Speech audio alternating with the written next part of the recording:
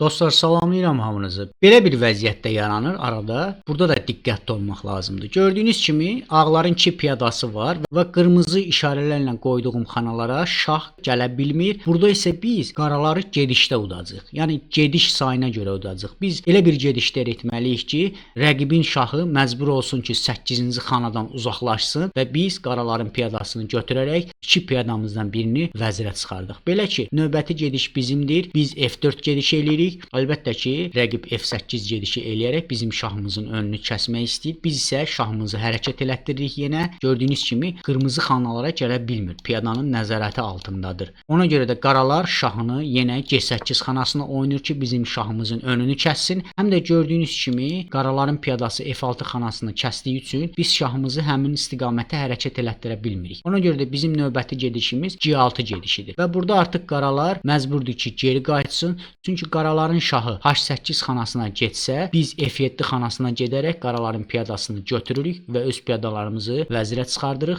Bunun üçün qaralar məcburdur ki, piyadasını müdafiə etsin və F8 gediş eləyir. Bizim isə növbəti gedişimiz şahımızı H7 xanasına oynamağımızdır. Gördüyünüz kimi qaraların şahı G8 xanasına gələ bilmir, şah nəzarət eləyir. Həmçinin də F7 xanasına gələ bilmir. Çünki burada da piyada nəzarət eləyir. Burada isə qaralar məcburdur ki, yenə Y8 gediş etsin. Burada isə biz şahımızı piyadaya yaxınlaşdırmalıyıq və G7 gedişi etməliyik. Artıq qaraların gördüyünüz kimi məcburi gedişləridir. Bundan sonra və D8 gedişi eləyərək həmin xanadan çıxır, çünki gediş etməlidir. Bundan sonra artıq biz F7 gediş eləyirik və F7 gedişindən sonra artıq qaralar Y8 xanasına gələ bilmir və həmçinin də D7 və D6 xanaları bizim piyadalarımız tərəfindən nəzarətdə olduğu üçün məcburdur ki, qaraların şahı C8 xanasına və yaxud da C7 xanasına oynasın. Burada isə biz qaraların piyadasını götürərək artıq 7-ci zolağa da nəzarət eləyirik. Bu da o deməkdir ki, artıq ağlar öz piyadasını vəzirə çıxarda bilər. Bundan sonra artıq qaralar məsəl üçün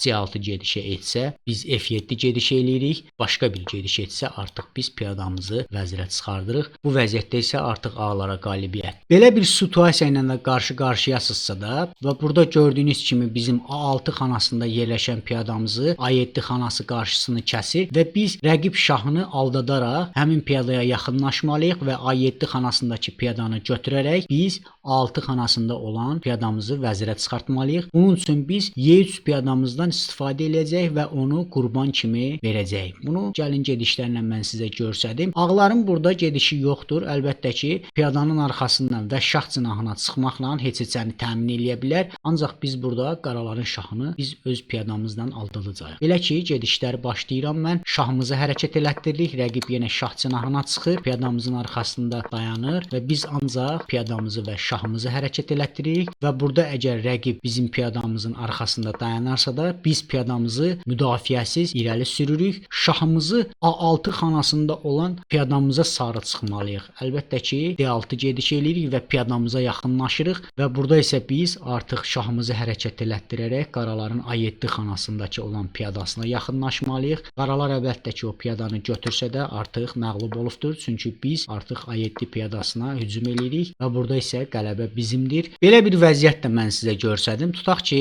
bizim 2 piyadamız və 1 topumuz var. Qaraların isə piyadası artıq 2 gedişdən sonra vəzirə çıxır. Həmçinin də qaraların 1 topu vardır. Belə bir vəziyyətdə ağlar 2 piyada ilə qaralardan üstündür. Əgər topla vəzirə çıxan piyadanı götürsək. Və gediş ağlarındır. Ağlar burada topunu piyadanın vəzirə çıxdığı şaquli zolaqdan çəkməməlidir və ən son anda vəzirə çıxan anda topla həmin vəziri götürməliyik və burada tələsməməliyik. Piyada əgər orta xanalardadsa da biz topla həmin piyadanı götürsək, burada isə şahla bizim topumuzu götürəcəkdir və qaraların şahı qırmızı göstərdiyim xanalara yaxın olacaqdır. Ona görə də topla həmin piyadanı götürməyə tələsməməliyik və qaraların şahını sonuncu xanalarda saxlamağa məcbur etməliyik. Və bundan sonra artıq gördüyünüz kimi qaraların piyadası bir gedişdən sonra vəzirə çıxır və biz şahımızı hərəkət elətdirməliyik. Topla bizə şah verir. Biz yenə şahımızı hərəkət elətdiririk və burada isə topla bizim arxada olan piyadamıza rəqib hücum eləyir. Biz isə piyadamızı önə çəkirik və rəqib yenə bizə şah verir və şahın önünü biz piyadanı önə çəkərək bağlayırıq və bundan sonra rəqib yenə şahını hərəkət elətdirərək piyadasını B1 xanasından vəzirə çıxartmaq istəyir. Burada isə biz yenə şahımızı hərəkət elətdiririk. Rəqib isə bizim yenə arxada qalan piyadamıza hücum eləyir. Biz isə piyadamızı önə çəkərək müdafiə eləyirik. Bundan sonra topla bizə şah verir. Yenə biz həmin şahın önünü öz piyadamızla kəsirik və artıq qaralar gördüyünüz kimi vəzirə çıxdı. Biz isə topla həmin vəziri götürürük. Əlbəttə ki, bizim topumuzu rəqib öz şahından götürür və gördüyünüz kimi biz artıq 2 piyada ilə qalmışıq. Ancaq bizim burada üstünlüyümüz rəqib şahının piyadalardan və piyadaların vəzirə çıxacağı xanalardan uzaqdır. Çünki biz topla məcbur etmişdik ki, şahını hərəkət elətdirə bilməsin, şahla öz piyadasını müdafiə etsin. Və bizim növbəti gedişimiz əlbəttə ki, şahı hərəkət elətdirməkdir. Qaralar şah verir, biz piyadamızı önə çəkirik. Geridə qalan piyadamıza yenə hücum etsə top, biz isə piyadamızı önə çəkirik və topla piyadamızın vəzirə çıxacağı xananı tutsa belə biz vəzirə çıxırıq. Qaralar bizim vəzirimizi götürür, biz isə rəqibin topunu götürürük və gördüyümüz kimi bir piyadamız qalıb və şah artıq həmin piyadadan çox uzaqdadır və burada qalib ağlardır. Hamınıza minnətdaram, təşəkkür edirəm. Sağ olun.